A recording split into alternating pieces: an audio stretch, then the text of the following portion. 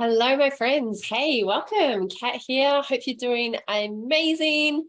In this video, I'm going to share with you how to create a 4-week content plan that attracts clients to you. So I hope you are ready to absorb some really powerful information. You have a pen and notebook ready, because this can really change the game for you when it comes to your business and attracting clients consistently. Have you ever wondered why you're not attracting more clients? For example, on social media, or using your email, or using, you set up your website and everything's looking good, but you're not getting the clients that you thought you would be getting by now, and you're not getting them consistently, and you haven't got a booked out business. The truth is, all the clients that you need are on social media, but we need a strategic way to attract them. Social media is an incredible way to attract people, to share your knowledge, to share your content, to educate people, to build relationships. The problem is, a lot of you love what you do and you're really, really good at it, but you don't have the marketing ability to be able to consistently get clients using social media and using the online strategies that a lot of marketers know, but a lot of everyday practitioners and therapists and coaches and healers and experts in their space have been so good at getting good at their craft, but not so good at using their content strategically to actually attract clients consistently. So when we do use our content strategically, and we use a variety of types of content and elements that I'm going to explain to you in this video, then we can use our content to get leads every single week. And that can create a constant stream of leads coming in, and a stream of clients, and that can grow your income month after month. So I've created a tool, a resource for this. If you want to get the resource, it's called the 4-week content builder. And I show you 5 different content types that I recommend, and they go in a journey. And underneath, I give a whole heap of ideas that you can use for over a 4-week period, a 30-day period, to attract clients consistently. So if you would like that 4-week content builder, just pop the word worksheet into the comments right now. Just write the word worksheet and I will get that to you. This is a resource that I use with my private clients. And in our 4-week content builder, we go into all the different things that are going to do a different job, because the types of content that fall under each of these 5 categories, they all have a different purpose, which I'm going to be explaining. So there are a few reasons why it's important that we rotate between different types of content and not just stick to our favorite. We typically have a favorite that we fall into, a default, a kind of go-to. I know I do. I kind of default to educating. It's where I feel comfortable. It's where I feel confident. So you probably have a style that's kind of like your go-to, your default. But the problem with just doing that one type of content majority of the time is that, first of all, doing the same thing gets boring, of course. Secondly, doing the same thing means that you're not able to overcome the different limiting beliefs that people have that are in the way of them wanting to work with you. So there are different ways that we need to approach it, different angles we need to take to overcome any objections that they have. And then thirdly, different types of content serve a different purpose, and you'll see this as I explain them. People are on a journey towards working with you, and they go through different stages of that journey. So if you're only doing one type of content or 1 or 2 types of content, you're not effectively leading people on a journey. And I'll give you 2 examples of this. Some people make the mistake of going out there and saying, hey, I want to work with some clients, book in for a free discovery session. And they make this offer on social media before they've provided enough education and evidence of their experience, of why they're good, why they can be trusted. And I was just sharing about this in a circle group tonight, about all the different reasons why people don't buy, all the different objections that they have and the fears that they have, that we can use our content strategically to help people through these fears and limiting beliefs, so that we've provided enough value, enough education, and enough evidence to trust us before we make that type of offer, even if it's just something free. even if it's a free discovery session. We still want to make sure that we're providing enough gold before we make an offer. And then on the other hand, some people are giving away too much information and they're never inviting people to take action. They're never making an offer. They're never leading people all the way through that journey. They're just kind of stuck at that first part of just giving and never asking. So when you use your content strategically, you help that journey of them working towards working with you. So just have a think about, as I'm explaining the 5 types of content, which ones are your kind of go-to ones. For example, one of them is edutaining, which is basically entertaining, but providing a little bit of a lesson or some small teaching point, but mostly it's about entertaining. And you might decide to do, let's say, 20% of your posts are kind of entertaining or edutaining, where you are, you see a lot of reels that are like this. They're fun, they're playful, they're creative. You know, someone might be doing the whole live, doing a handstand, for example, and you might decide that you want to do that about 20% of the time, and the other 80% of the time you're doing more, I don't know, serious, more professional stuff. So you can think about the balance that you want to include. Some of you find it easier to talk about your personal life and harder to teach and be super professional, and others of you gravitate towards being professional and struggle to kind of add your personality. So have a think about your natural style, because your natural style and where you feel comfortable is probably where you're sitting the majority of the time. And I want to challenge you to kind of step outside of that and try some different things as well. I used to play the piano, and when I was a kid, when I was 5, my grandma taught me to play the piano. When I was 7, I started doing exams. And I remember, in order to pass the exam, you had to do a certain amount of scales. I don't know if any of you played the piano or learned the piano. I remember it was so boring practicing these scales, and all my neighborhood friends would be like out riding their bikes and I'd be doing these scales, and I really hated it.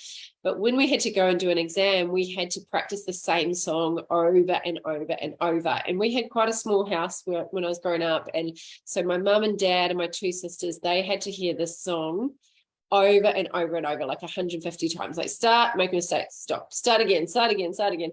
And it just got really repetitive. And this is what can happen with our content. It's like hearing the same song 150 times. We don't want to be repetitive. We can spice things up. We can add humor. We can add different things. We want to be ourselves in our content, but there are multiple layers and facets of you.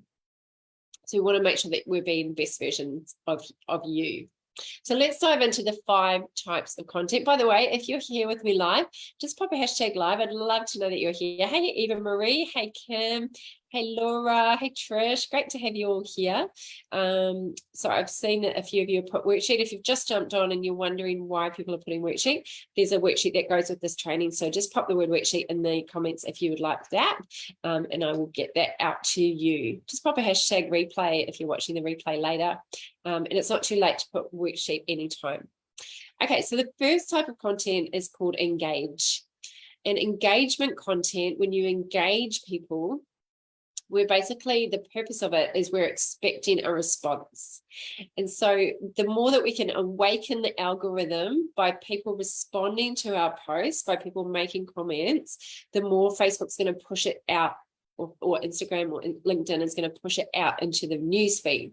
So the purpose of the engage post is to get people to engage, get people to write in the comments. And there's a few different ways that we can do this. Basically, we want to create something that's interesting, that asks a question and expects the audience to respond.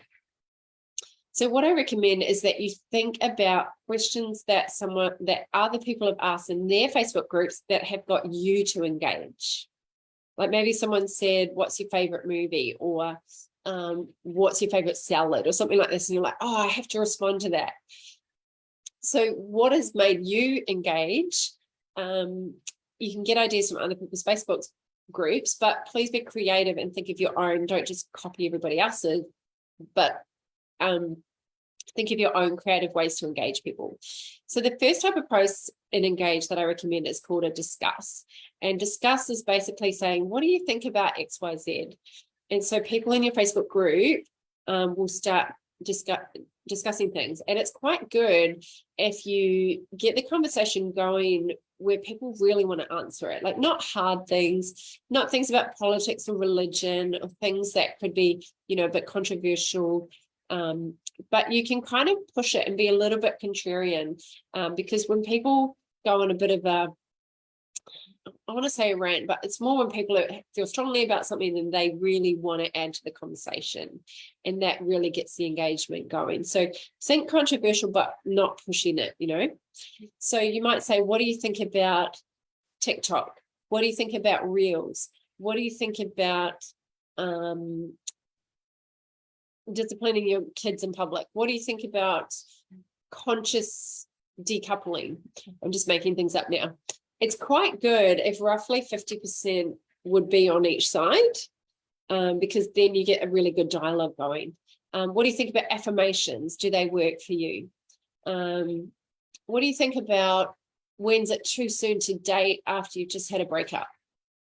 So these are kind of ideas that you can just get people to discuss. Make sure it's relevant to your topic. So you don't want to just do random things just for the sake of it, just to get engagement. Try and keep it relevant to your topic. The next one is to ask a question, such as, what's your best tip for? What's your best tip for? People love giving their tips. People love sharing and giving their opinions and their tips. So you might say something like, what's your best tip for getting engagement on social media? What's your best tip for self-care when you've had a really hard day? What's your best tip for a great book to read at night when you want to go to sleep? So you can wander a little bit off your topic, but remember the purpose is to gather people around your topic ideally. But you can do some little left field things now and then, just friendly personal stuff like, what's the best thing that's happened to you this week? What are you really grateful for this week? The next one is, what's your favorite? People love sharing their favorites. What's your favorite song to get you motivated? Who's your favorite author? Who's your favorite speaker? Who's your favorite podcaster? What's your favorite motivational quote? Who's your favorite Instagram account? What's your favorite Instagram account? What is your favorite way to change your mood? These are all things that get engagement, get lots of people engaging and commenting. And if a lot of people don't worry about it, just do it anyway. If you did this about once a week or once every few weeks, you'll find that this will really help with people engaging in your group. You might say, do you prefer, this is where it's good because it's like 50, if you can think of something that might be about 50-50. Do you prefer working from home or going into the office? Do you prefer in-person events or online events? And then another engagement piece, this is something that I do once a month, is I call it promo time. And it's basically shout out, what have you got coming up? And so I give people an opportunity to promote whatever they've got coming up, and that gets engagement as well. So that's the first category, is the engage post. And the purpose is to expect a response so you can get engagement. Number 2 is educate. And the whole purpose of the educate content is to teach and to coach. To teach and to coach. So you might teach on mistakes. So if you do download the worksheet, you'll see them all here. I just want to talk through and give you some ideas. So you can talk through like the mistakes. People hate making mistakes. We all hate making mistakes as humans. So how to avoid mistakes or how to avoid problems. The top 3 problems I see that people are making when it comes to XYZ. The number one problem you want to avoid when it comes to your topic, the mistakes and problems. You can do how to. How to is value bombing about one simple thing. Imagine if you just every day just showed up and shared, 1 minute of something really valuable, just one little value piece for the day, just 1 minute video or just, a short post. That's so doable because you have a brain full of knowledge about your topic.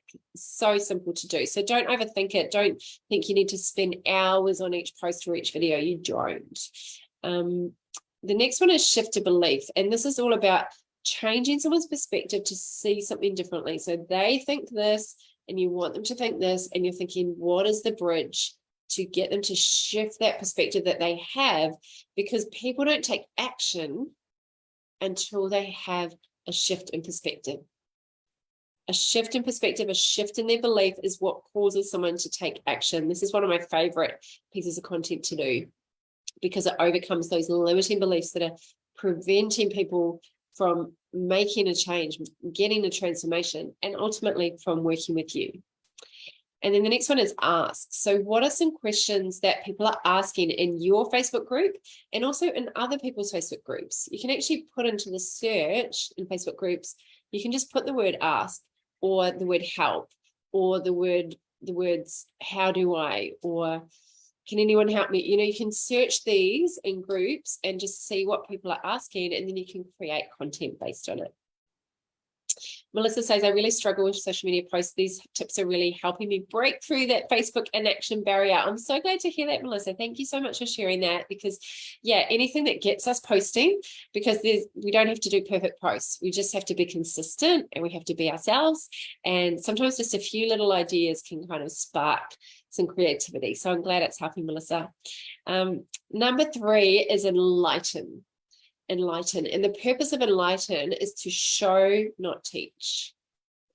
It's kind of, there's education where we teach and we are sharing, and we might do a little bit of showing, but the enlighten is really showing, for example, behind the scenes, a sneak peek into your world. People love to feel like they're a little bit of an insider, where they're peeking into your world. That's why stories are great, like Instagram stories and Facebook stories, because you can share a lot on there, and they're more behind the scenes, you walking down the road, going out to get a coffee, and maybe a thought that you've had. So they're more a sneak peek into your world. A case study, so a client success story.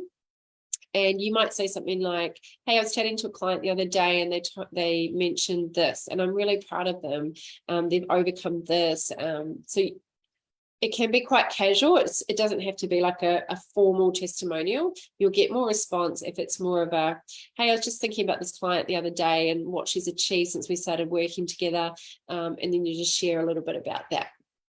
You might spotlight someone. You might spotlight a colleague or a friend or a member of your group. That's a really great piece of content. A lot of people don't think to do that. They're so busy kind of just teaching how to content.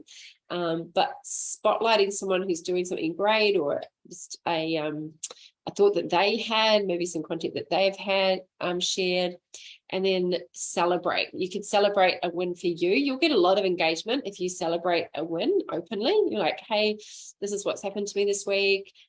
You'll get a lot of engagement. People love celebrating, or a client. So that is enlighten. Number 4 is edutain, like I talked about before, edutain. And the purpose is to share stories and to share a bit about your character, to share about who you are as a person, not just your knowledge, but you. What's it like working with you? What do you like as a person? Are you enjoyable to work with? Are you fun to be around? Are you likable? So things that we can do in this category is sharing a story, a personal story with some wisdom, with a bit of a lesson at the end of it. We can share a struggle. You can share a struggle that you've had, a weakness that you've had or that you've still got, a vulnerability piece where you're talking about something you've struggled with and things that have helped you overcome it, or things that you're doing to work on it. People love vulnerability. You can talk about lifestyles. You can share a brief story about you outside of your work or business. People like to know about who you are as a person, not just business. You can share an opinion. You can share your point of view on a relevant topic for your niche. So just having a point of view on something, maybe something topical that's relevant to your business.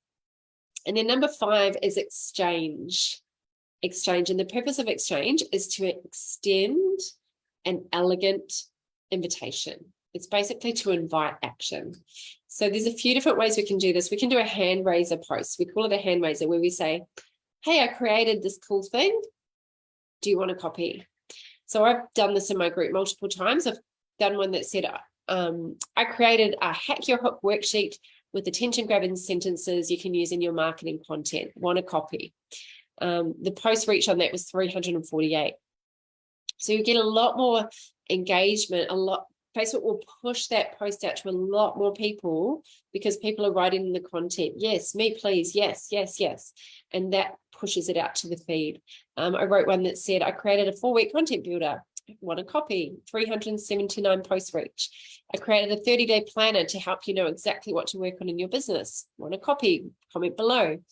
148 post reach. I created a PDF with 5 simple steps to finally figure out your ideal niche. Who wants a copy? 308 post reach. So those are called hand raiser posts. You create a really cool resource and then you share it. You just do a really very small post, you know, one of those big image type posts. The next one is to share a taster of a piece of content out of a presentation or a video or a worksheet or a masterclass. You share a little taster and then you invite them to the full thing.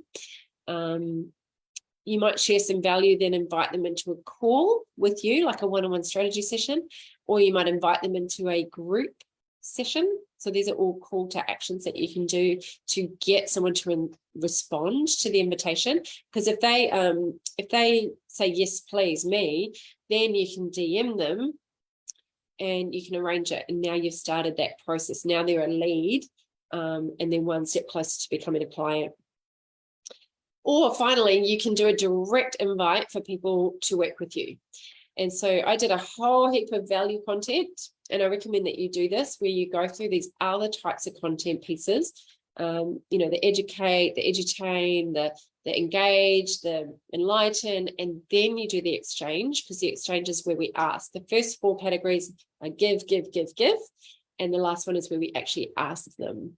So this is where we actually make an offer for people to work with you. And when you do that, if people have received a whole lot of value and it's a great match for them, you will get people that are like, yeah, I'm ready now.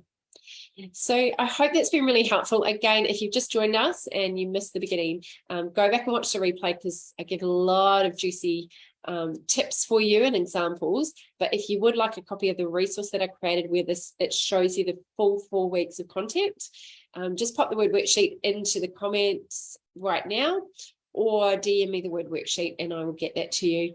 If you would like to know how to work together for me to help you do all this, basically to help you get clients from your content, I'd love to have a chat with you to see if you're a fit for my Client Attraction Accelerator program. So just DM me the word clients, and I will get back to you.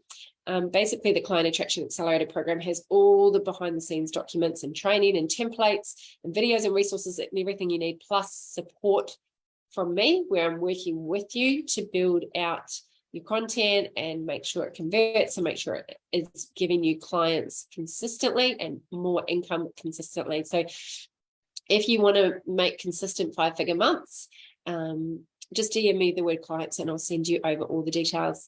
So until next time, great to have you here. Thank you for joining me live. Big love to you. I'm actually not here next Wednesday because I am in Brisbane on holiday. So I will miss you next week, but I'll see you the following week. As always, just keep showing up, keep sharing your message, and keep shining, because the world needs you. The world needs you and what you offer. Big love to you. Take care. See you soon. Bye.